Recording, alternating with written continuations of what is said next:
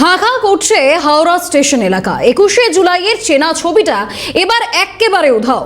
নেই কোনো তৃণমূলের পতাকা, বাজছে না লাউড স্পিকারে 21শের যে গান সেই গানটিও নেই। কোনো অভ্যর্থনা মঞ্চ নেই, কোনো নেতা কর্মীরাও। ছবি আমরা দেখছি হাওড়া স্টেশন, যেখানে 21শে জুলাইয়ের যে চেনা ছবি, যেখানে একেবারে জনপ্লাবন দেখতে পাওয়া যায়, সেই ছবিটা 2026-এ একেবারে বদলে গেছে। তৃণমূলের পতাকা নেই, বাজছে না লাউডস্পিকারে 21শে জুলাইয়ের গান, কোনো অভ্যর্থনা মঞ্চ নেই, নেতা কর্মী সমর্থক কেউই নেই। একেবারে খা খা করছে তৃণমূলের 21শে জুলাই।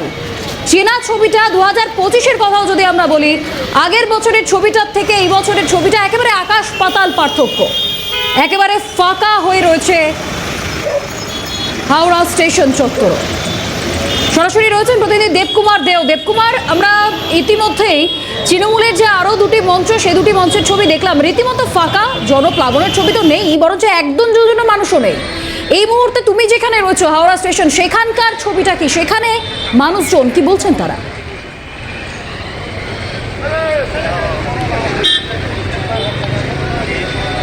দেখো, একদম তোমাকে জানিয়ে রাখি যে হাওড়া স্টেশনের যে 21শে জুলাই যে চেনা ছবি, তা কিন্তু উধাও হয়ে গিয়েছে।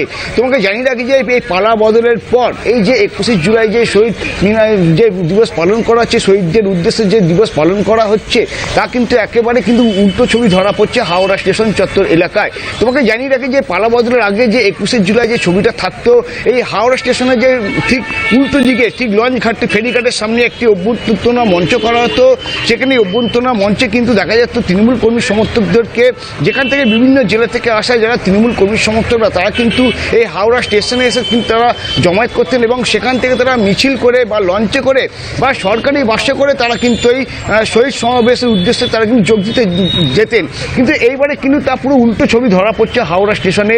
দেখা যাচ্ছে যে হাওড়া স্টেশনের বাইরে যে অভ্যর্থনা মঞ্চ, তা কিন্তু একদম নেই এবং বিভিন্ন জেলা থেকে আসা যারা তৃণমূল কর্মী সমর্থকরা যারা কিন্তু আসতো বিভিন্ন জেলা থেকে, তাদেরকেও কিন্তু দেখা যাচ্ছে না। এর পাশাপাশি জানিয়ে রাখি যে ফেরিঘাট, সেই ফেরিঘাটে যারা লঞ্চে করে শহীদ সভার উদ্দেশ্যে যেতেন, তা কিন্তু এখন পুরো খাকা করছে হাওড়া স্টেশনের যে ফেরিঘাট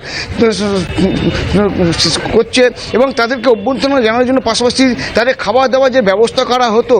কিন্তু রাজ্য পালা বদলের পর এই বছর 21শে জুলাই এই চিত্রটা একেবারে কিন্তু বিপরীত।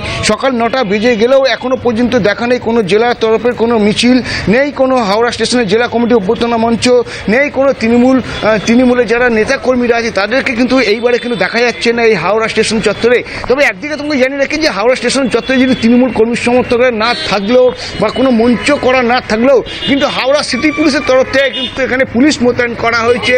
যারা তৃণমূল কর্মী সমর্থকরা যারা বিভিন্ন জেলা থেকে যদি কেউ আসে, তাদের যাতে কোনো অসুবিধা না হয় তার জন্য কিন্তু এখানে বিশাল পুলিশ মোতায়েন করা হয়েছে হাওড়া সিটি পুলিশের তরফ থেকে এবং হাওড়া গোলাবাড়ি থানার তরফ থেকে। কিন্তু এইবারে যে ছবিটা তুমি দেখতে পাচ্ছ, যে হাওড়া স্টেশনের যে প্রতিবারে যে ছবি আমরা দেখাতাম, দর্শকদেরকে যে ছবি দেখাতাম, যে বিভিন্ন জেলা থেকে আসা তৃণমূল কর্মী সমর্থকরা তারা যেভাবে এই হাওড়া স্টেশন তারা হেঁটে এখান থেকে পায়ে মিছিল করে হাওড়া ব্রিজ বা কখনো লঞ্চে বা কখনো বা সরকারি বাসে চেপে তারা কিন্তু শহীদ দিবসের উদ্দেশ্যে তারা কিন্তু যেতেন, এবারে কিন্তু তা কিন্তু উল্টো ছবি ধরা পড়েছে হাওড়া স্টেশন চত্বর এলাকায়। একদমই দেবকুমার, শুধু উল্টো ছবি না, বলা চলে একেবারে ছিন্ন ভিন্ন পরিস্থিতি। তৃণমূলের যে সাধারণ দর্শক মানুষ কর্মী সমর্থক আসতেন, তাদের বিন্দুমাত্র দেখতে পাওয়া যাচ্ছে না, সেই ছবি আমরা দেখলাম।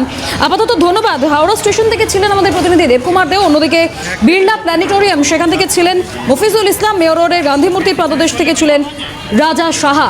তিনজনকে অসংখ্য ধন্যবাদ।